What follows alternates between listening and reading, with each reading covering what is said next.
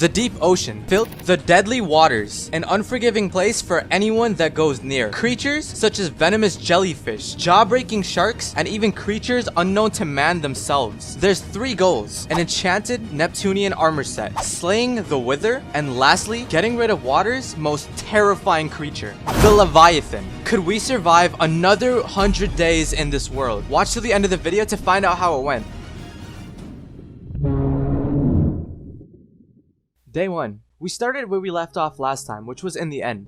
We weren't doing too well in terms of health or hunger, so I wasn't exactly sure what to do. I decided it would probably be best to take some of the magma ore that is attached to the side of the pillars all around. And then, like the moron I am, I decided to look into the eyes of an Enderman. By accident.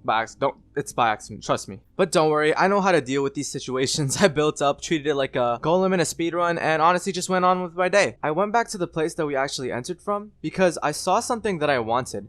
It was these nice looking diamond blocks? Well, there aren't actually diamond blocks, but they were similar to diamond blocks. These blocks were actually known as Neptunian blocks. Now don't forget about these. These blocks are important for endgame stuff, so remember where I got these from. I had 2 choices here. Yes, I could have got the Elytra, but you see, I was dealing with 1 heart. I wasn't gonna risk that. I honestly wasn't, because throwing an Ender Pearl reduces health. So if I threw an Ender Pearl to get over to the end cities and stuff, I was risking a whole lot more, and I didn't want to end off the series with me dying on day 1. So what I decided to do was jump back right into the portal. It was the safest choice and I stuck by it. I could always come back for the Elytra some other time, so there was really no rush.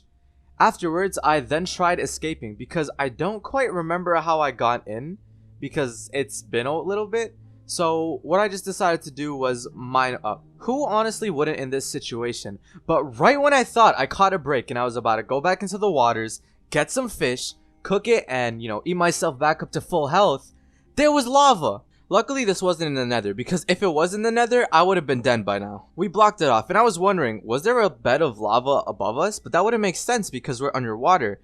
But then it kind of hit me, the fact that we're kind of stuck underneath the biome that's consisted of a bunch of obsidian, magma blocks, and an entire sheet of lava.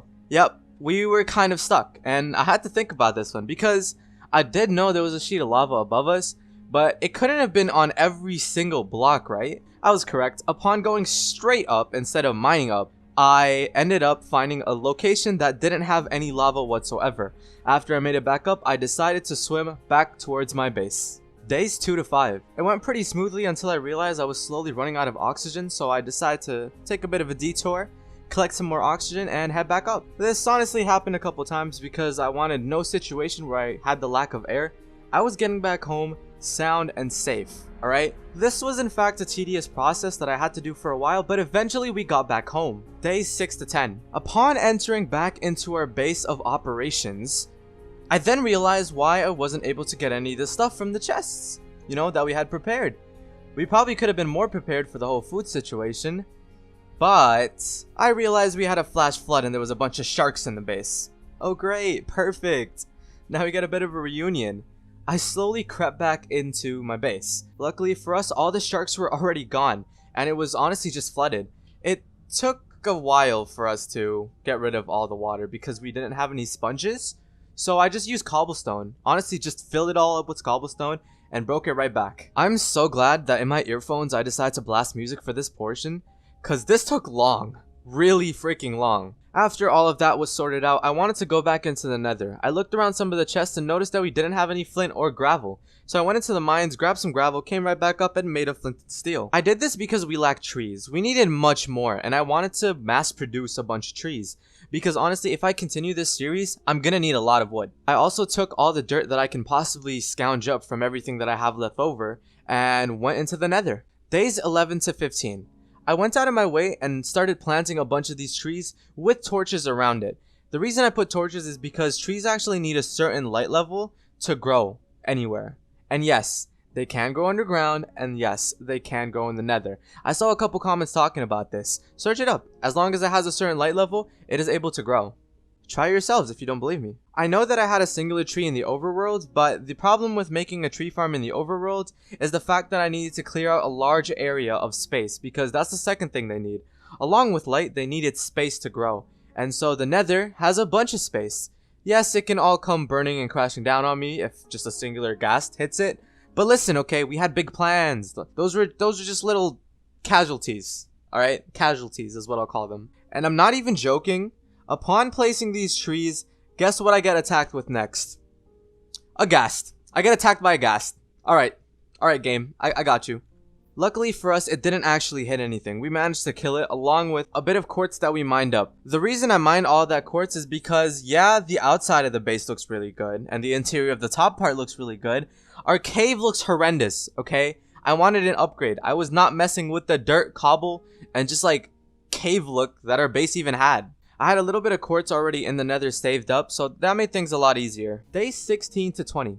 This duration of time was one of the most useless things I could have ever done, alright? Now let me explain. During our time in the nether, I also decided to look for a bastion. Listen, okay, I'm a bit of a moron, alright? I forgot that this was an older version of Minecraft, so in reality I was searching for nothing. But I was blindly looking for a bastion, and I wanted some loot from the bastion. You know what? Never mind. I was scouting the area for anything. Anything, okay? Not a bastion. Definitely not a bastion. Can we move on from this? On my way back, after finding some extraordinary results from my not bastion search, I decided to do a bolt clutch. You know, that was kind of one of the biggest highlights of this portion. Once I was near the portal, I also decided to plant a couple more trees. I had to craft a few more torches, which was completely fine, and decided to light up the area a bit as well. This action alone was probably one of the most beneficial to the long term of this series. So, yeah.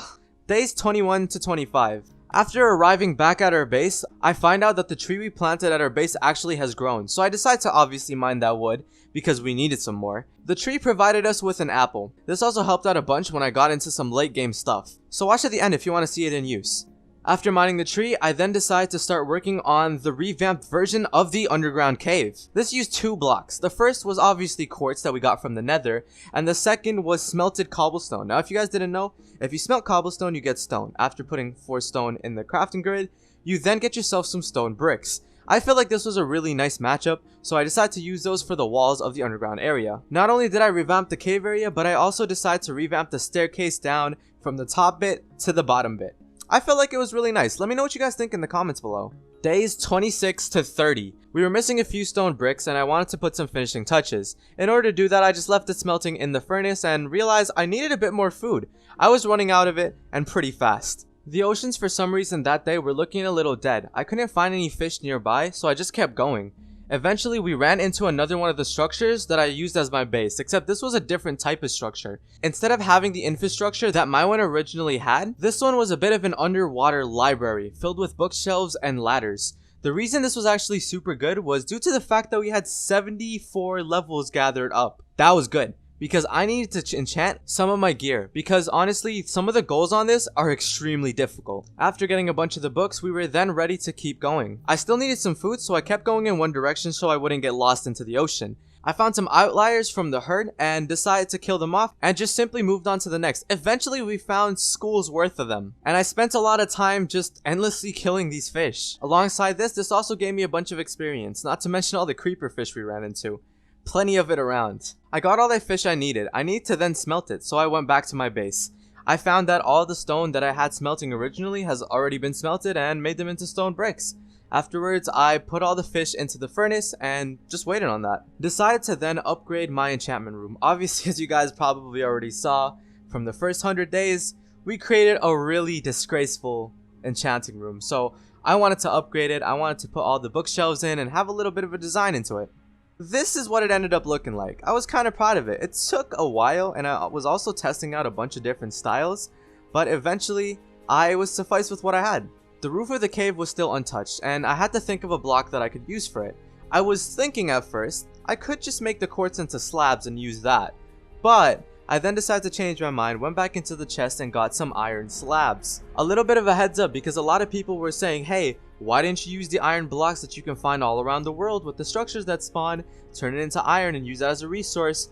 They're stuck on build only. Even if I did decide to put it into the crafting table, it wouldn't give me the iron ingots because they're stuck on build only mode. I don't make the rules, that's just how the mod works, so I just had to go with it. And bam, there's the roof.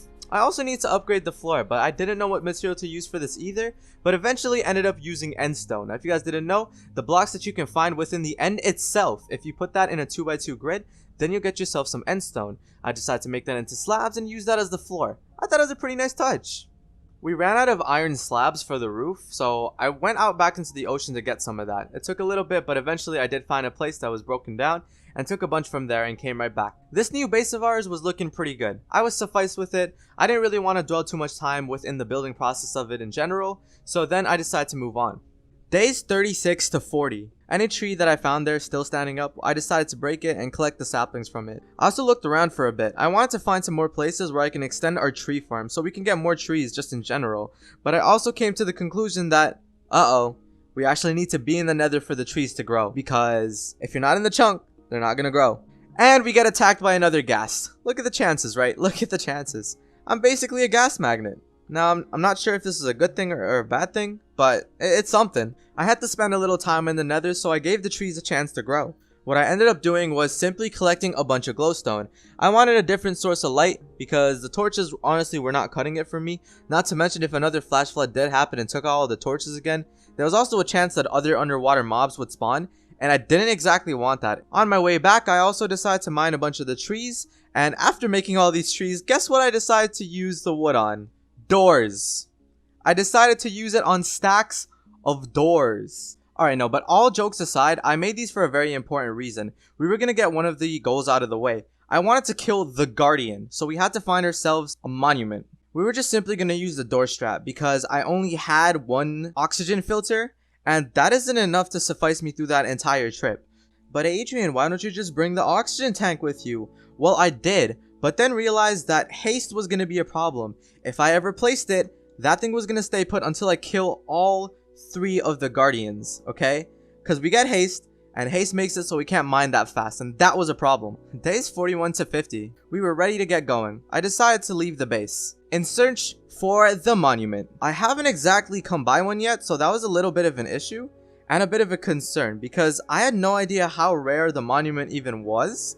So in my head, I was like, okay, we're probably gonna need to make a lot of pit stops, which is completely fine, you know? Oxygen is important, especially if you're doing a series where you can't go above into the surface. After quite a bit of time, we eventually managed to find the monument. Yes, we were there. I looked around the monument for a bit and wondered where all the Guardians were. After encountering them, along with the haste that we were given, I soon found the exit, or the entrance, to the monument. I went inside, blocked it off from the back so none of the Guardians outside can come inside and bother me while I try to siege this structure. This was not going to be easy, especially because a little bit of my oxygen tank has already been taken out, so I was not working with the optimal amount. I looked around for a bit, got myself attacked a whole bunch of times. Luckily for us, we stockpiled on quite a bit of food, which gave us a little bit of the upper hand. Our low oxygen filter was not going to get the best of us. I decided to fully use and utilize the doors that we were given. After exploring a whole bunch, we then encounter the first Elder Guardian. For the first one, I was nowhere near prepared. I actually had not a lot of experience fighting underwater in general, especially not with bosses that have a bit of a pattern to them. But don't get me wrong, this was preparing us for the creature we had to slay at the very end of these 100 days. The first one was surprisingly very easy to kill. I did utilize the fact that I had doors and a bit more space and blocked most of the shots from it. It didn't deal too much damage and eventually I did kill it. It gave me its spines and an eyeball, which was a little gross, but I guess it's some sort of a trophy. Looking further into the sea temple, I then encountered the second one. Now this one was a little bit trickier. I'm not sure what it was about this one, but this one was a lot harder than the last one. I may or may not have gotten a little confident and started taking in a lot of the big hits, so luckily for us, we had a little bit of a safe zone, which was just a compilation of doors. But at the very end, we came at top. There was only one of the Guardians left. We just had to find them. When I tell you I went around the entire thing in terms of the bottom layers, I mean that. I went through every crevice, every corner. But what I didn't seem to realize was that there was a really up high tip of the place. That's where the last Guardian was. We ended up finding it at the very top. I decided to straight up attack it. I was feeling a little bit more confident because I was getting a little comfortable with underwater fighting. And they were down. Finally, I was going to lose the haste effect. I was then able to place the oxygen tank again. The next move from here on out was to find the sponges located within the monument. The reason why this is important is because if we ever get a flash flood again, I'll be able to remove the water in no time. This also led me to find like every single corner of the place that I could possibly find, but I honestly had no luck. I'm not sure if it was because of the version of Minecraft that I was on, but there were no sponges. Like I genuinely couldn't find any. So the only sponges we had were the drops from the Elder Guardians, which honestly at this point I was okay with. I didn't want to stay here for any longer. I decided to mine my way out and I was back into the waters. I found this ravine that looked a little strange, and upon exploring it I didn't find much, so I quickly swam back up. But shortly afterwards I found another ravine, one of those ravines with magma blocks at the bottom, so it kind of sucks you into them. But I decided to check it out because it looked kind of intriguing. I soon found a little bit of a thing that grew there, which was, I'd like to say, prismarine plants? It's a little bit on the iffy side, but some prismarine went down there and it kind of looked like stalactites in a sense, but it also looked like some sort of a mineral. It was kind of cool. Further exploring down there, I then soon come to realize that there's a bit of a mine shaft down there. I was like, you know, we finished fighting the Elder Guardians and we got a bit of time, so why the heck not, right? Let's go mining a little bit. After entering the area, I right off the bat find some diamonds and I'm like, okay, this has to be a sign of good luck, does it not? Come on now. I went further and further into the mine shaft. I was really eager to see if there was any more diamonds. I decided to utilize the one time that I got lucky on one of these runs. Days 56 to 60. After the trip into the mine shaft and getting a couple of diamonds, which wasn't that much by the way, I then decided to come right back out. So I went back the same way I came from and was slowly walking until I noticed something was a little bit off. It was flooded. This had to have been one of the flash floods, but my question was, what was the mob that was with this flash flood? Because there's a chance that it's sharks, eels, a whole bunch of stuff, so I didn't exactly know what I was expecting. I chose to decide that it was going to be the worst of the worst, which was a bunch of aggressive sharks that just rip apart my shield and completely destroy me. But I kept my head up. I wanted to swim past them, and honestly I just wanted to go home at this point. I was not going to deal with any of that, so I decided to slowly walk into the flooded zone. After moving a few steps further, I come to the realization that I was surrounded by jellyfish. Jellyfish give you poison, and there is a slight chance that they can even give you up to 5 minutes of poison. Roaming around the world with half a heart, especially when you're underwater, when there's things like creeper fish, sharks, I wasn't gonna do that. I quickly blocked myself up, but that wasn't much of a choice. They pinned me to a corner. From what I can tell of that situation, the flash flood has been there for quite a bit, because in the beginning of the flash flood, there's usually around 20 of the same species of mob. So luckily the severity of it was a lot less, since it's probably been there for a while. So I quickly broke the blocks after regenerating a couple of hearts and swam the heck away. On my way out of there, I also ended up finding a bit of a shipwreck. I looked inside of it and found a map, but I couldn't go up to the surface. Rest in peace the buried treasure that we would have been able to find if we were allowed to do that. But obviously, you know, it's whatever. The stuff in there is probably not even that good. In this duration, I also found some ruins. There wasn't much to it. I just thought it would be kind of interesting to mention. On the second shipwreck that I found, I was attacked by sharks. After looting the shipwreck, I then start slowly sinking to see the shark itself, but quickly escape. But then get encountered by one of its shark friends. This one was a little bit near the surface, so I don't think I could get any crits in, but decided to just smack it up. Luckily for us, it didn't actually come back down, so we were good to go. After that, I went on my way back to our base. On the way, we also ran into a few more sharks and decided to tackle them a bit. Listen, alright, when your boy feels confident, a lot of risks are taken, alright? Days 61 to 65. I went back into the mines to get some lapis. We needed that if we wanted to enchant any of our stuff. I also decided to locate the books that we had because, you know, we had a bunch of them. It's a lot more efficient if I start enchanting the books instead of the armor pieces themselves, even though I decided to get like the bare minimum enchants to my diamond set of armor. This took a while because I really didn't want to waste any of it on useless enchantments, but you know, it was kind of inevitable. I couldn't really find a way around this. This had to happen, whether I liked it or not. This is exactly where the Neptunian blocks come into play, because I used those Neptunian blocks to not only make myself an axe, but also make myself a full set of Neptunian armor. This was big. This was going to not only help me just survive throughout these 100 days, but it also is gonna help me with the creature I will have to face at the very end. Not only is it really strong armor, but it's also got a ton of buffs, from swimming faster underwater to even strength when fighting underwater mobs. And obviously, if I end up enchanting my diamond armor, I'm obviously going to be enchanting this new armor set and the axe that I have. That's just common sense, right? So that's exactly what I did. I took my new set of enchanted armor and an enchanted axe with Fortune 1 on it and went straight to the Nether. Day 66 to 70. In the Nether, we decided to test the waters of the axe itself. It was pretty efficient, I'm not gonna lie. Gathered a bunch of wood, then went on a journey in order to find a Nether fortress. I may or may not have forgotten to copy down the coords to the first one we found, so this was another journey. Alas, I finally found a Nether castle. After exploring it a bit, I found a couple wither skeletons and decided to kill it. But eventually, I come to the realization that I don't have looting 1 on my axe. I'm a bit of a moron. And instead, I had Fortune 1. Day 71 to 75.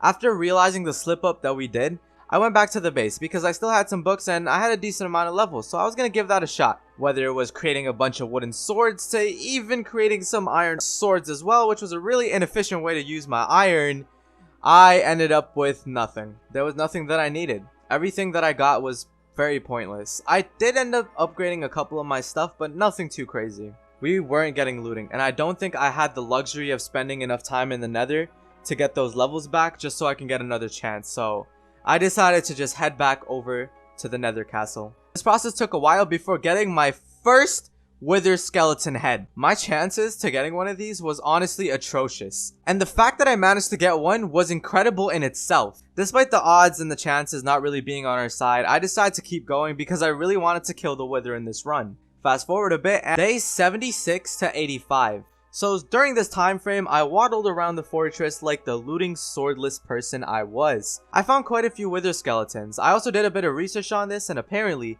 if you're 25 blocks away from the wither skeleton or the wither skeleton spawn area, they have a chance of respawning within the Nether castle. So that's exactly what I did. I utilized that concept, and every once in a while, I'd leave the place just to come back. And we eventually found our second wither skull. I was pretty happy. This one took a lot less time than the last one, so we were fortunate enough for that. Sadly, at this point, I was losing a lot of motivation. I kept killing the wither skeletons but got nothing after nothing after nothing. As any sane person in my situation would do, I gave up. You know, I was wasting a lot of time in the Nether trying to get these heads just to end up getting 2, but the third one, honestly, I was not having any luck whatsoever. After making this decision, I start heading my way back to the portal. Days 86 to 90. A bit of this time was actually taken back making it back to the portal, but I was in fact sprinting and taking as many shortcuts as I possibly could, but eventually we did manage to get back. I decided to upgrade a little bit and went right back into my base. For the last thing I had in mind, I had to find this thing called the Leviathan's Lair. Now, killing the Leviathan was not going to be an easy task, so I then started looking for some apples. Now, if you guys remember, we got one of the apples from the one tree that grew within our base itself and not in the Nether. And so I used that apple, made it into a gapple, and we were on our way. But right before I made that mistake, I also came into the realization that I'm probably going to be fighting it underwater. So I decided to make 2 more oxygen tanks. This is something I should have done a lot earlier. I'm not sure why I didn't. I guess the one we had was pretty sufficient and lasted us this long, so it wasn't really much of a necessity until now. And then we finally decided to head out. I decided to take a couple turns and eventually wanted to explore the side of the world that I didn't generate yet. That way it would have a much higher % chance than the chunks that we've already loaded in. Along with this, I knew a couple of tips on finding it a little bit faster. You'll know when you're near a Leviathan's lair, when you start freezing, before even reaching the underground portion of it. And the 2 most common biomes that they spawn in are coral reefs and dead zones. So I knew what I was looking for, I knew how to find it, I just went for it. Days 91 to 97. I'm still wandering around the ocean. Luckily for us, we had the armor set that increases our swimming speed when we're underwater, and it made things a lot faster. I ran by most of the mobs and situations that we could have ended up here, but I also did end up having to make multiple pit stops as usual when exploring anything, for air. And had to wait for the air to replenish, and this was a bit of a loop process for a while. Fortunately for you guys in the editing, this part's primarily, skipped by, but Unfortunately for me, I had to sit there waiting for the air to replenish every single time. Also, I ran into a bit of an issue. During certain areas, I actually had to replace the Neptunian armor with the diamond armor that I had because of the simple fact that I sometimes freeze or get scorched when I don't have it on. So I kind of bounced between the two, depending and varying on the biome that I was in. Days 98 to 99. I was honestly getting a little nervous because the Leviathan is not going to be the easiest thing to kill.